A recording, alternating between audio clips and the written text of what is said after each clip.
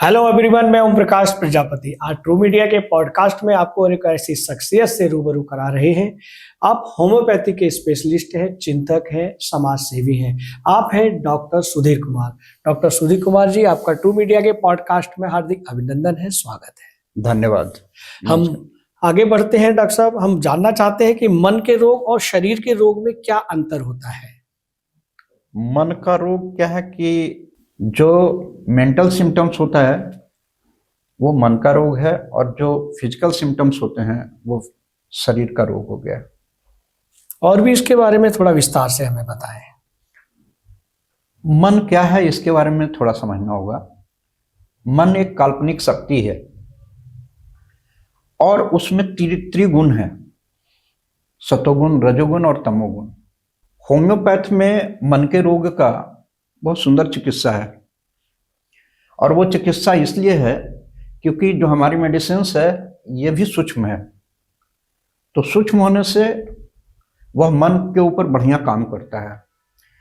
और मन जो है ये हमारी भावनाएं हैं, हमारे जो संकल्प विकल्प है, यही मन है। इसमें 3 प्रकार की वृत्तियां हैं, राजसी, तामसी और सात्विक।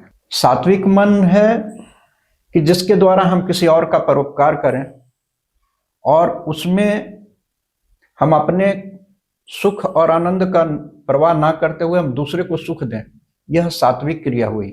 राजसिक क्रिया वो हुई जिसमें हमारा भी लाभ हुआ और दूसरे का भी लाभ हुआ, ये राजसी हुआ। और तामसी वो हुआ जिसमें हमारा लाभ हो, दूसरे का कुछ भी नुकसान हो जाए, ये तामसी हो गया। तो इसी प्रकार से मनोभाव भी 3 प्रकार के होते हैं, और उन्हीं मनोभाव का परिणाम हमारे जब शरीर पे होता है तो उसको हम शारीरिक रोग कहते हैं, और जब मन पे उन बातों का प्रभाव होता है तो हम उसे मानसिक रोग कहते हैं। बहुत अच्छी जानकारी डॉक्टर साहब आप दे रहे हैं। हम ये भी जानना चाहते हैं कि होम्योपैथ के द्वारा मन का इलाज क्या संभव है। वो तो मैंने अभी बताया कि मन का इलाज होम्योपैथ में बहुत ही संभव है, क्योंकि हमारा जो दवाइयाँ हैं ये दवाइयाँ लक्षणों पे है, और इन दवाइयों की मनुष्य के ऊपर ही प्रूविंग हुई है।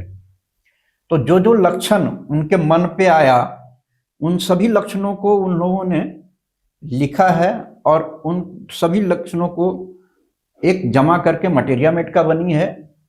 मटेरिया मेडिका में कलेक्शंस ऑफ लक्षण हैं, जिसमें मनोभाव है, और भी जो हमारे फिजियोलॉजी, एनाटॉमी, जो भी चेंजेस है वो सभी चीजें हैं। लेकिन ये सारी जो हमारी दवाइयां हैं इन सबको प्रूविंग करके देखी गई है कि इनका मन पे कैसा प्रभाव है।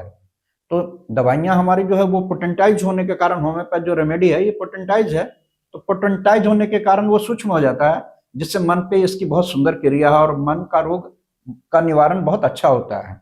मैं इस बारे में एक अच्छा सा उदाहरण आपको दूंगा जी। कि हमारे पास एक दंपत्ति आए थे जो मयूर विहार के थे। एक लेक्चरर थे और एक थे जो मंत्रालय में थे। दोनों ही काफी पढ़े लिखे थे, लेकिन दोनों का विचार का समन्वय नहीं था, विचार उनका नहीं मिलता था। फलस्वरूप कलह कलेश बहुत बढ़ गया था, और कलह कलेश इस प्रकार से हो रहा था कि जिसके कारण उनके वैवाहिक जीवन में सुख शांति नहीं होने से उनको पुत्र और पुत्री लाभ की भी प्राप्ति नहीं हुई थी। तो वो लोग जब आए थे मेरे पास, तो आए थे कि आज हम यहाँ पे इस तरह से वो कलह कलेश करने लगे क्लिनिक में ही कि ऐसा लगा कि ये लोग आज ही डाइवोर्स ले लेंगे। तो मैं उन दोनों को बहुत अलग अलग करके काउंसलिंग किया, और आप यकीन नहीं मानेंगे, दोनों दंपत्ति जो हैं खुश होकर के एक दूसरे के गले लगे, और उसके बाद मैं उनकी स्टेरिलिटी भी समाप्त हुई और उनको बच्चा भी उनके घर में हुआ। तो ये मेरा बड़ा अच्छा केस था, जो मन का रोग बड़ा सुंदर तरीके से गया, और साथ में उनके दाम्पत्य जीवन में वैवाहिक सुख भी प्राप्त हुआ और बच्चे भी आ गए। वाह, बहुत अच्छा आपने सटीक उदाहरण हमारे दर्शकों को पेश किया है। डॉक्टर साहब, हम आगे बढ़ते हैं। आज की तेज भागदौड़ वाली जीवन शैली में मानसिक रोग क्यों बढ़ रहे हैं? जो हमारी जरूरत है, अगर हम उससे ज्यादा किसी भी चीज की उस क्रिया को हम अधिक कर दें तो उस क्रिया में स्ट्रेस आता है। जैसे मान लीजिए कि हम 4 रुपया कमा रहे हैं और 6 रुपया खर्च कर रहे हैं, यहाँ तक भी कहीं ना कहीं खींचा जा सकता है। लेकिन अगर 4 रुपया कमाने वाला आदमी 400 रुपया खर्च कर दे, तब तो वो परेशानी होगा ना उसको। ठीक इसी प्रकार से ऊर्जा लेवल का भी है कि हम अपने जीवन में हम अपने आप को सुख शांति ना दें। सुख शांति कहने का मतलब कि अपनी निद्रा को भी भंग कर दें, जो हमारी और वो चीजें हैं जो हमारे शरीर का लेवल है उससे भी ज्यादा हम काम करना शुरू करें, तो निश्चित रूप से वो हमारे सामर्थ्य से आगे जाएगा और उससे क्या होगा, हमारी लाइफ में स्ट्रेस आएगा।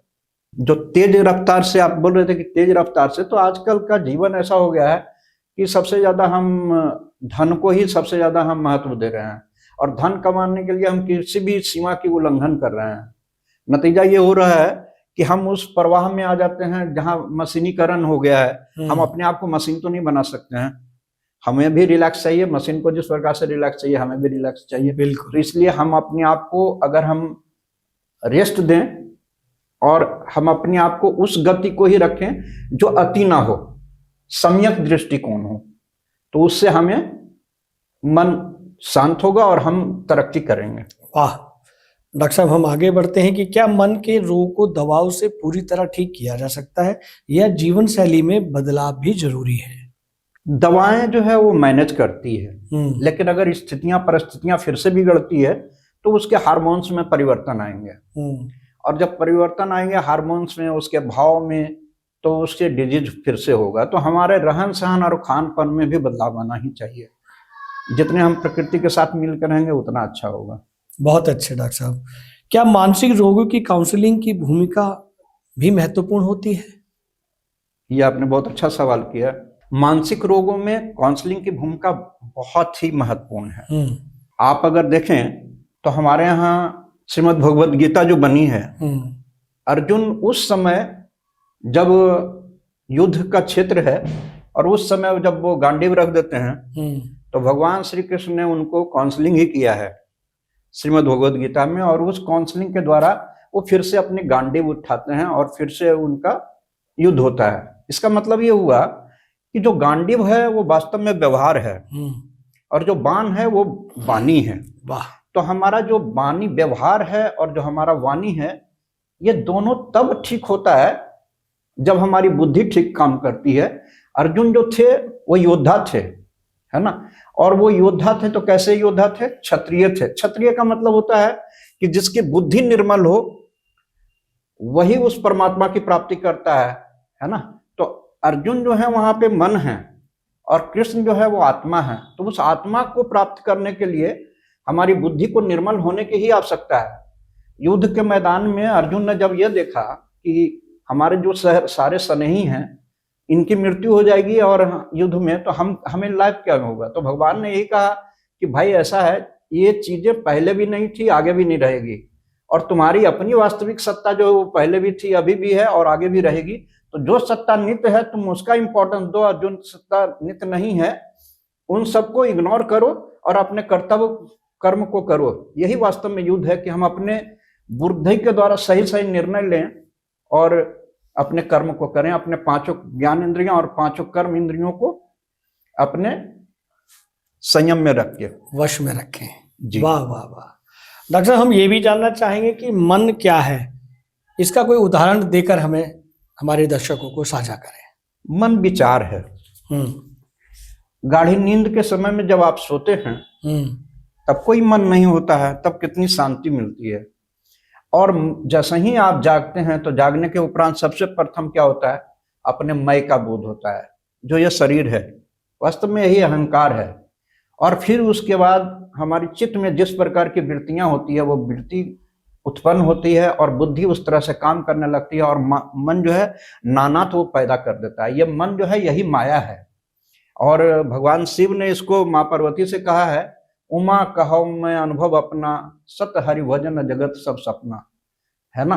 तो भगवान ने इसमें स्पष्ट किया है कि ये जो है ये सब मन का है देवी, तुम्हें अपने शिवत्व की प्राप्ति करनी है, इसलिए वो पार्वती है। पार्वती मतलब जो सभी से पार और उसको धारण कर लिया वही पार्वती है, वो शिव है ना। शिव का मतलब देखिए, शिव की परिभाषा सबसे सुंदर जो दिया है वो शंकराचार्य ने दिया। शंकराचार्य का हम निर्विकल्पो निराकार रूपा चिदानंद रूपा शिवोहम शिवोहम, उस निराकार रूप में ही स्थित होना है। क्या बात है डॉक्टर साहब। हम ये भी जानना चाहते हैं कि हमारे सनातन धर्म में इन सब बीमारियों को, इन समस्याओं को, इस धैर्य को पूरी तरह से स्पष्ट किया गया है, बावजूद उसके वर्तमान में मनुष्य प्रजाति इसको समझ नहीं पा रही है, या समझना नहीं चाहती है। ये इतनी समस्याएं बनी हुई हैं। भारत की खास करके जो सभ्यता और संस्कृति थी हम्म, उसका लेवल नहीं है संसार में। बिल्कुल। सनातन धर्म जो है वो सनातन सत्ता से मुलाकात करवाता है। जैसे हम लोग के यहाँ और हमारे यहाँ जो भारत का संविधान है, अगर आप देखेंगे तो संविधान में राम और कृष्ण को रखा गया है।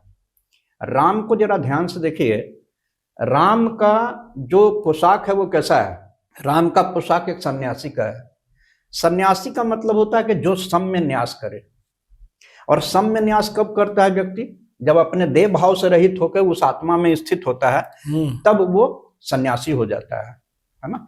और जो भगवान का धनुष और बाण रखा गया है वो वास्तव में व्यवहार है और वाणी है। तो जब व्यक्ति आत्मा में प्रतिष्ठित हो जाता है, सत्य का बोध हो जाता है, तब उसकी वाणी और व्यवहार में परिवर्तन आ जाता है। इसलिए राम की पूजा होती है और यही सनातन धर्म है। कृष्ण की पूजा को अगर आप देखें, जो कृष्ण के भगवान का भी हमारे यहाँ कानून की किताब में रखी गई है, तो कृष्ण भगवान का मतलब ही है प्रेम। राधा जी प्रेम है, और निर्मल चित्त जब होता है और प्रेम होता है तो उसको अपने परमात्मा का बोध हो जाता है। इसलिए कृष्ण का और राम जी का हमारे तो कानून की किताब में भी रखी गई है। वाह वाह वाह वाह। डॉक्टर साहब, हम ये भी जानना चाहते हैं कि क्या डर, तनाव और अवसाद मन के रोग की जड़ है? जी हाँ, वास्तव में स्ट्रेस, एंजाइटी, यही सब जो है, एंगर, ये सब ही मनोभाव है। और इन्हीं मनोभाव के कारण हमारे मन में विकृतियां आती है। कंटिन्यू जब हम किसी स्थिति में रहते हैं, जैसे मान लीजिए कि किसी व्यक्ति का स्नेही गुजर गया हो। अब स्नेही जब गुजर गया है, जिसकी आवश्यकता उसके परिवार में थी, लेकिन संसार में महत्व प्रेम का जो दिया गया है वो शरीर और संसार से दिया गया है। तो संसारिक किसी व्यक्ति से अगर उसको प्रेम हो गया तो वो प्रेम तो उसका देखा जाए तो कहीं ना कहीं वो असली प्रेम नहीं है, क्योंकि वो शरीर जो है जिससे वो प्रेम किया है वो शरीर एक दिन नाश हो जाएगा। और अगर ऐसे चीजों से जो नाशवान चीज है उससे प्रेम किया गया है तो उसको कैसे सत्य की प्राप्ति होगी? तो अगर सत्य से प्रेम किया जाए तो सत्य की प्राप्ति हो जाती है। तो फिर जब वैसा व्यक्ति क्या होता है कि कर्तव्य परायण हो जाता है। काम तो वो करता है, लेकिन वो ठीक वैसे ही करता है जैसे किसी घर में जो मेड आती है तो वो भी मेरा बच्चा, मेरा प्यारा बच्चा करके खाना खिलाती है, भोजन कराती है, सब कुछ करती है, लेकिन उसको पता होता है कि हम किसके बच्चे को क्या कर रहे हैं। ठीक इसी प्रकार से संसार का कार्य करने के लिए हमें उस सत्य को जानना चाहिए, उसमें जो सनातन है उसमें स्थित होना चाहिए। वाह डॉक्टर साहब, हम ये भी जानना चाहते हैं कि क्या मनुष्य के बचपन के जो संस्कार होते हैं जो मानसिक स्वास्थ्य को प्रभावित करते हैं? आप जब संस्कार की बात कर रहे हैं तो संस्कार का मतलब होता है सम आकार, और सम आकार का मतलब होता है आत्मा। इसीलिए हमारे यहाँ जो भारतीय सभ्यता और संस्कृति है, यहाँ सबसे पहले ब्रह्मचर्य की बात कही गई है। ब्रह्मचर्य का अर्थ है कि ब्रह्म को धारण करना, यही संस्कार है।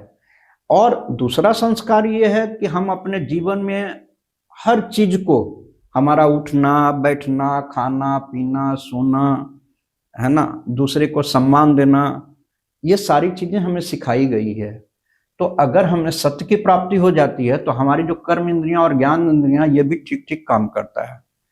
नतीजा ये होता है कि ऐसे बच्चे जो संस्कारी होते हैं उनको पूरा पता होता है कि कब हमें क्या करना है, तो उन्हें कोई अवसाद नहीं होता है, कोई भय नहीं होता है, किसी तरह की कोई एंजाइटी नहीं होती है, और वो विपरीत परिस्थितियों में भी राम और कृष्ण के जैसा कर्म को करते हैं। हम ये भी जानना चाहेंगे डॉक्टर साहब कि व्यक्ति जो संस्कारवान होता है और वो संस्कार में जीवित रहता है, फिर भी उसका मन जो है चंचल है, वो धैर्य नहीं रख पाता है, संयम नहीं रख पाता है। और जो व्यक्ति अपने शरीर में धैर्य और संयम नहीं रख पाते हैं, क्या वो आगे जीवन में सफल हो पाते हैं? नहीं, वो एक्सीडेंट होगा उसको। देखिए, संस्कार का मतलब जो है, ये संस्कार जो है ये शारीरिक है, ये बाह्य संस्कार है। और मैं जिस संस्कार की बात कर रहा हूं वो भीतर की संस्कार है। भीतर का संस्कार, भीतर आत्मा है जो केंद्र में स्थित है। तो व्यक्ति जब केंद्र में स्थित हो जाता है, ये वास्तविक उसका संस्कार है, तब उसको 5 ज्ञान इंद्रियां और 5 कर्म इंद्रियां ये सब के सब वैसा ही व्यवहार करता है जैसा उसको करना चाहिए। तो उसकी वाणी में भी संयम होता है और उसके व्यवहार में भी संयम होता है। वाह वाह वाह। डॉक्टर साहब, योगासन या प्राणायाम से मन को कैसे संतुलित किया जा सकता है? मैं इसमें भी यही कहूंगा कि दो क्रियाएं हैं, एक तो बाह्य है और एक भीतर की क्रिया है। योग का मतलब है मिलन, और आसन का मतलब होता है स्थिरता। तो योग योग क्या है? योग मीन्स मिलन। तो बिछुड़ा कौन है जो मिलन करना है? बिछुड़ा है मन। तो मन का आधार क्या है? मन का स्रोत क्या है? मन का स्रोत आत्मा है। आत्मा में मन का विलय हो जाना ही वास्तविक योग है, और यही आसन है, क्योंकि इस आसन के बाद कोई और आसन नहीं होता है। मन का अपने जिस सोर्स से उत्पन्न हुआ है उसी स्रोत में उसका खो जाना, ये वास्तविक उसका आसन है, यही वास्तविक योगासन है। प्राणायाम क्या है? प्राणायाम मतलब प्राण का आयाम। तो प्राण का आधार जो है ना वो आत्मा है जी। और उसी से 5 प्राण और 5 प्राण उप प्राण की उत्पत्ति हुई है। तो जब प्राण को आयाम हम जब देते हैं, तो जब हम छोड़ते हैं उस समय हम वो चीजें छोड़ दें जो है नहीं, था नहीं, रहेगा नहीं। और जब हम सांस भरते हैं तो उसको पकड़ें जो था, है और रहेगा। तो जब ऐसा हम प्राणायाम करते हैं तो उसे भी सत्य की प्राप्ति हो जाती है। तो ये इनसे भी वही चीज की प्राप्ति होती है जो आत्मा है। आप योगासन से भी वही चीज की प्राप्ति होती है जो आत्मा है। ये हमारे भारत की जो सभ्यता और संस्कृति है, मैं उसकी बात कर रहा हूँ। जी जी जी। तो डॉक्टर साहब, ये जो प्राणायाम को लेना, योग को ग्रहण करना, ये सब, इसका भी कोई समय सीमा होती है या कोई काल होता है, शीत काल या शरद काल, क्या होता है? किस समय इसको ग्रहण किया जा सकता है या हमेशा इसको हम प्रयोग कर सकते हैं? देखिए, हर चीज में समता की बात आई है। तो ना अति गर्मी हो ना अधिक सर्दी हो, ये सबसे सुंदर मौसम कहा गया है। ठीक इसी प्रकार से भोजन, उस समय भोजन नहीं होना चाहिए, भोजन के कई घंटे के बाद। क्योंकि भोजन क्या करता है कि भोजन का जो स्थूल हिस्सा है उससे स्टूल बनता है, भोजन का मध्यम हिस्सा से मांस बनता है, और भोजन का जो सूक्ष्म हिस्सा होता है उससे मन का निर्माण होता है। तो मन एक समय तक काम करता है और फिर मन धीरे धीरे वो शांत हो जाता है ना। तो जब खाली पेट होता है उस समय प्राणायाम करने का लाभ है, और उसी समय योग और ध्यान करने का भी है। वाह वाह वाह। क्या नियमित ध्यान अवसाद और चिंता को कम करता है? ध्यान का मतलब है कंसंट्रेशन, है ना। लेकिन अगर आप मेडिटेशन की बात करेंगे तो मेडिटेशन का मतलब है कि to fix your mind on that which illumines all, यानी यह आत्मा है। तो ध्यान के द्वारा जब हम एकाग्र होते हैं तो मन धीरे धीरे एकाग्र हो करके अपने उसी स्वरूप में लीन हो जाता है जो नित्य है, वह आत्मा है। तो आत्मस्थित होना ही ध्यान है। डॉक्टर साहब, क्या होम्योपैथिक मन और भावनाओं पर भी काम करती है? होम्योपैथ जो दवाइयां हैं, ये दवाइयां पोटेंटाइज की हुई होती है, जो हमारे स्वभाव पे ही काम करता है। और मन और जो भावना है, ये दोनों हमारा स्वभाव का ही हिस्सा है। तो होम्योपैथ बहुत अच्छा इस पे काम करता है। क्या बात है। इसे मन पर भी, इसकी भावनाओं पर होम्योपैथिक का पूरा काम रहता बहुत है। अच्छा असर पड़ता है। वाह वाह वाह। हम ये भी जानना चाहेंगे डॉक्टर साहब कि पूजा पाठ से मन को शांति कैसे मिलती है, वैज्ञानिक या आस्था के रूप में? दोनों ही है। शुरुआत में आस्था ही होती है। आपने 2 शब्द बोला है, पूजा और पाठ। आज का जो पूजा है वो बाह्य पूजा हो गया है। जैसे हम मंदिर गए, मंदिर जाकर के भगवान के पास जाते हैं और हम कुछ उन पे फल फूल पुष्प आदि चढ़ाते हैं, और उसके बाद हम पहले जल चढ़ाते हैं, तिलक चंदन करते हैं, है ना, फिर आरती उतारी जाती है, फिर ध्यान किया जाता है ना। तो ये बाह्य पूजा हुआ। लेकिन पूजा, असली पूजा क्या है जरा देखिए। मैं आपको बोलूंगा कि जैसे मान लीजिए कि हम शिवरात्रि के दिन हम गए और शिवलिंग पे जाकर के हमने पूजा किया, तो आप शिवलिंग के ऊपर देखते होंगे कि शिवलिंग पे 4 चीजें हैं। ऊपर का जो खंड है, एक गोल सा हिस्सा आप देखते होंगे और उस पे नाग है। उसके ऊपर एक देखते होंगे कि इस तरह से एक फ्लैट स्थिति है, और एक नीचे का हिस्सा है जो उसको संभाले हुए है। अच्छा, इसी प्रकार से उस शिव चौरा के ऊपर आप देखेंगे तो वहां पे गणेश जी हैं, कार्तिकेय हैं, माँ पार्वती हैं, और इधर गाय का प्रजाति का है। ये सारी चीजें अगर आप देखेंगे तो ये हमारे पूजा करने का तरीका को बताया गया है। नीचे का हिस्सा जो शिवलिंग में है वो वास्तव में अहंकार है, जो बीच का जो फ्लैट हिस्सा है वो चित्त है, और जो ऊपर का हिस्सा है वो बुद्धि है, और उसमें जो सर्प लगा हुआ है वो मन है। इसका मतलब होता है कि जब व्यक्ति अहंकार रहित होता है, चित्त निर्मल होता है, मन शांत होता है, तो निर्मल बुद्धि के द्वारा उसको उस शिवत्व की प्राप्ति हो जाएगी जो परमात्मा है। ठीक इसी प्रकार से गणेश जी का है, तो गणेश जी निर्मल बुद्धि हैं।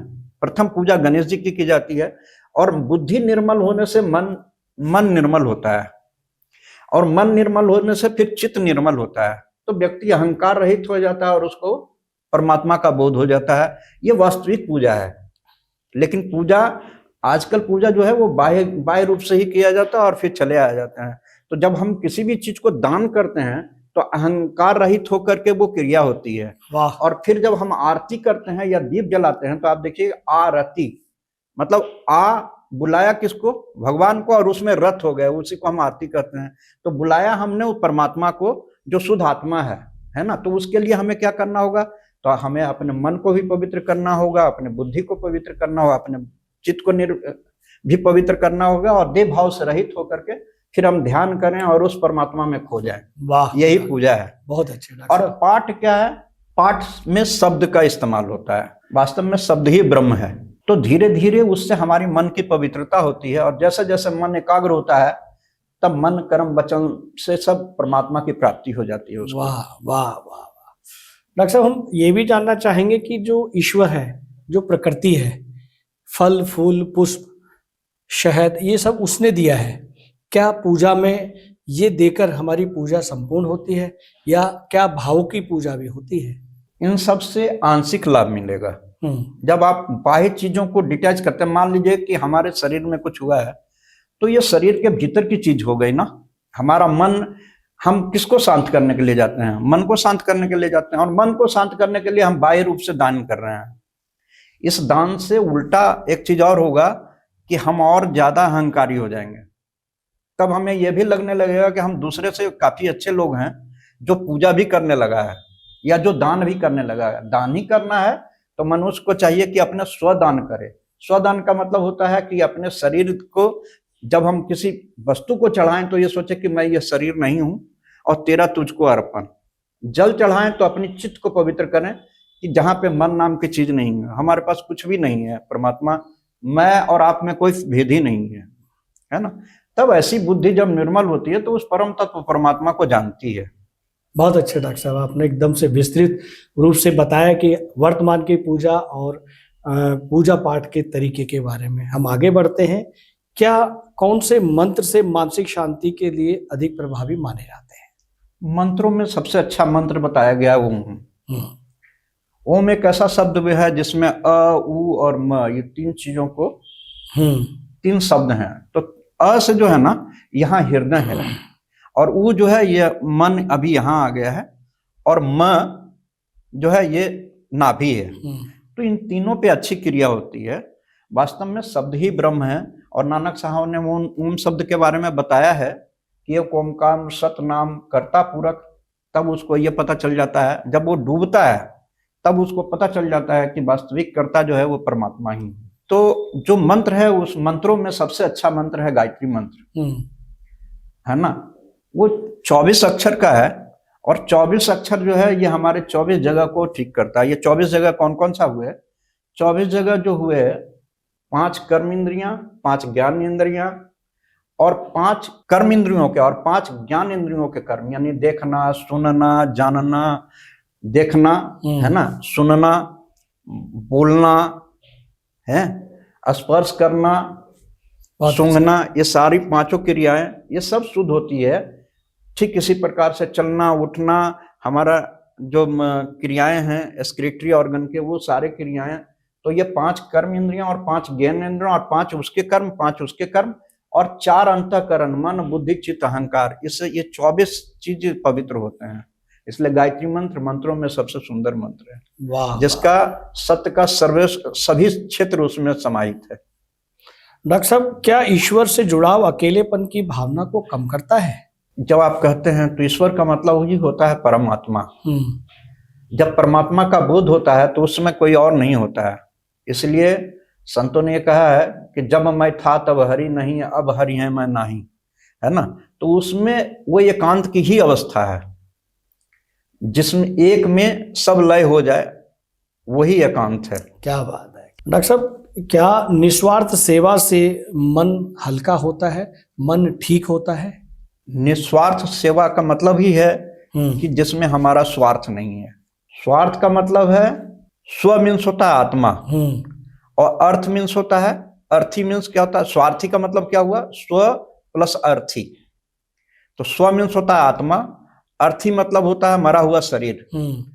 मनुष्य अपने शरीर को ही सब कुछ समझ रहा है और आत्मा को उसने छोड़ दिया है, इसलिए वो व्यक्ति स्वार्थी हो गया है।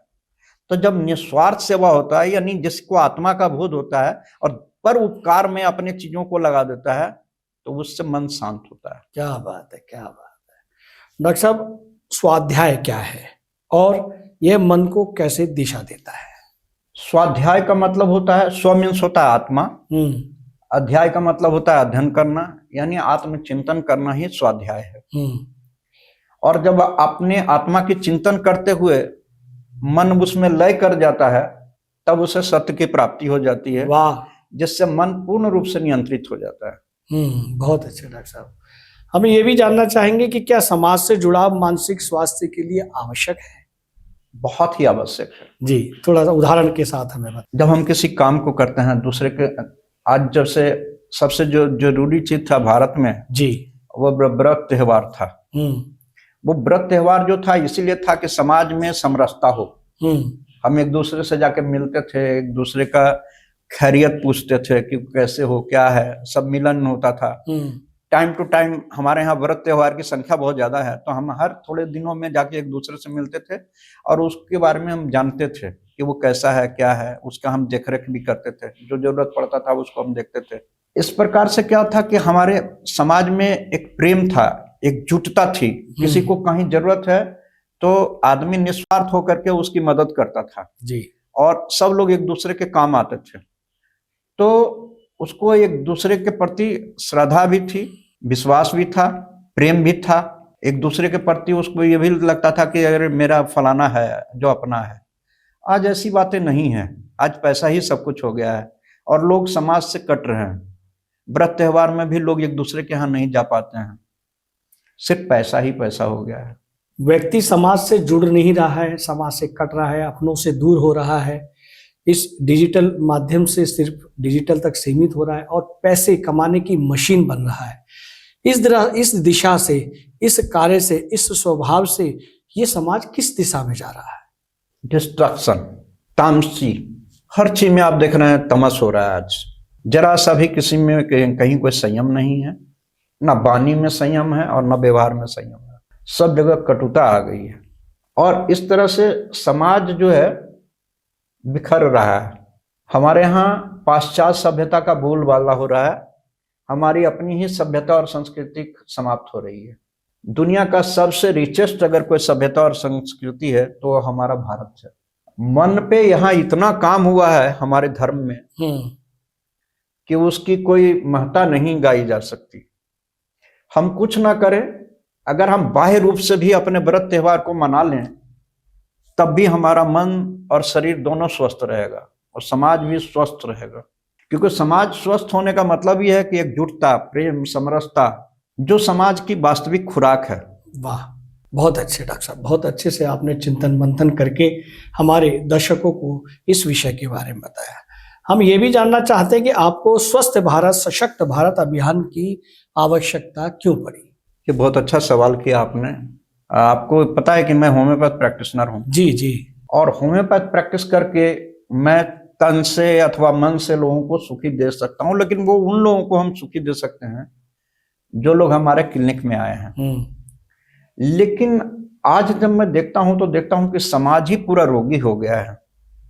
समाज में बहुत तनावपूर्ण वातावरण है। हर ऑफिस में देखिए, हर घर में देखिए, हर जगह कलह कलेश है। और वो कलह कलेश का कारण है धर्म।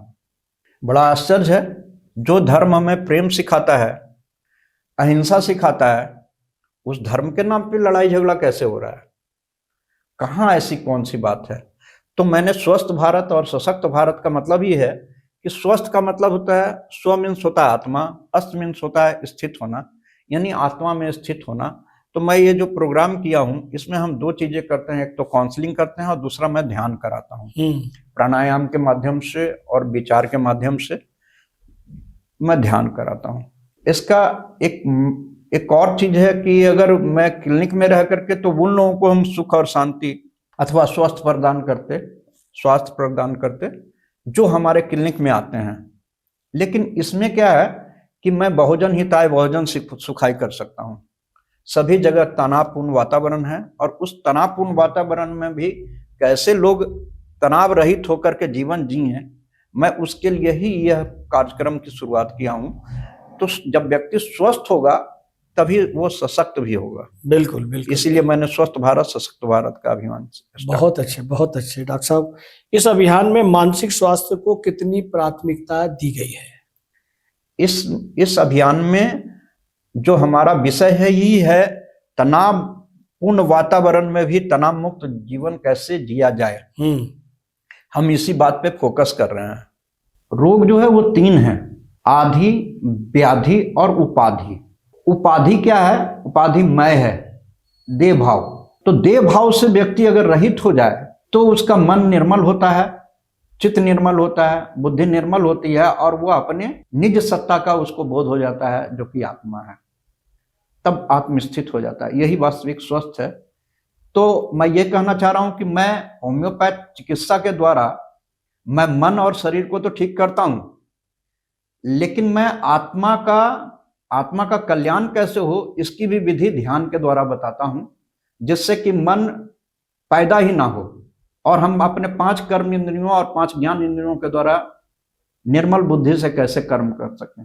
तो ये टोटल जो है ये मन के ऊपर ही है कि हम अपने मन को कैसे सशक्त बनाएं और शरीर को कैसे बलवान बनाएं। बहुत अच्छे डॉक्टर साहब, हम चलते चलते एक और प्रश्न आपसे पूछना चाहेंगे कि आज के युवाओं को मानसिक रूप से मजबूत बनाने के लिए क्या संदेश देना चाहेंगे? युवा जो है किसी भी राष्ट्र का सबसे बड़ा शक्ति होता है और युवा शक्ति अगर भटक जाए तो आप समझ लीजिए कि उस समाज का विनाश होने में समय नहीं लगता है। इसलिए युवा पीढ़ी को स्वस्थ होने की जरूरत है और स्वस्थ होने के लिए उसके रहन सहन, खान पान, इन सब में बहुत बदलाव आने की जरूरत है।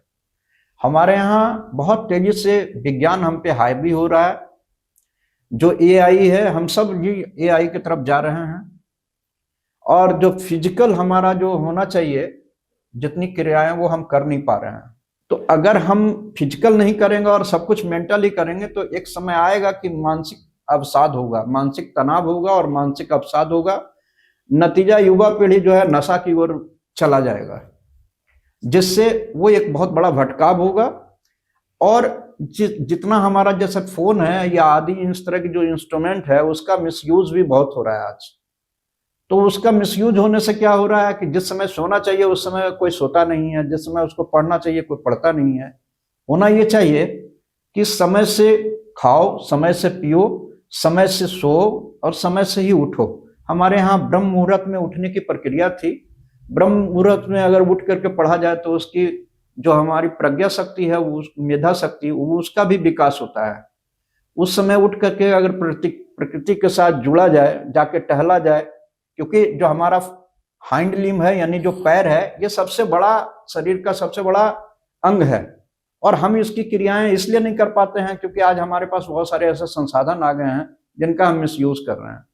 तो हमें चाहिए कि कम से कम 5 से 10 किलोमीटर डेली हम चलें, ठीक से खाएं, ठीक से उठें, ठीक से बैठें और जीवन में जो भी टारगेट है उसको हम हंसते हुए हम आगे उस मुकाबला को अपने पूर्ण शक्ति के साथ, पूर्ण एकाग्रता के साथ हम उस पर लगाएं और हम अपनी सफलता के ओर आगे बढ़ें।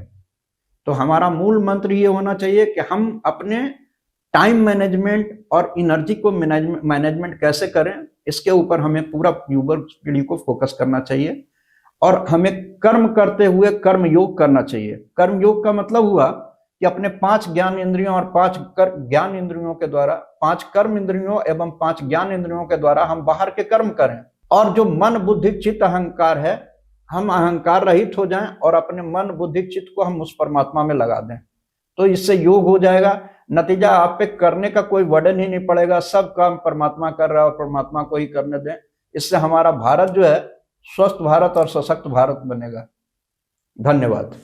बहुत अच्छे डॉक्टर साहब, आपने आज के विषय के ऊपर, आज के मन के विषय के ऊपर हमारे देशवासियों को बहुत सारी जानकारी दी, होम्योपैथ की, पूजा पाठ की, इस पृथ्वी की, इस सृष्टि की, इतनी सारी जानकारी दी। बहुत अच्छा लगा आपसे बात करके, और आपने अपने बेशकीमती समय से ट्रू मीडिया के पॉडकास्ट के लिए इतना समय निकाला, उसके लिए बहुत बहुत धन्यवाद, आभार। हमें भी आपका बहुत बहुत धन्यवाद, जो आपने इस बात को इतना अच्छा तरीके से पूछा और सभी लोगों के बीच में इसको ले जा रहे हैं आप। इस सेवा के लिए आपको बहुत बहुत साधुवाद, बहुत बहुत धन्यवाद। Thank you. अगर आप ये वीडियो YouTube पर देख रहे हैं तो हमारे चैनल को सब्सक्राइब करें और बेल आइकन को दबाना ना भूलें। अगर आप Facebook पर ये वीडियो देख रहे हैं तो हमारे पेज को लाइक करें।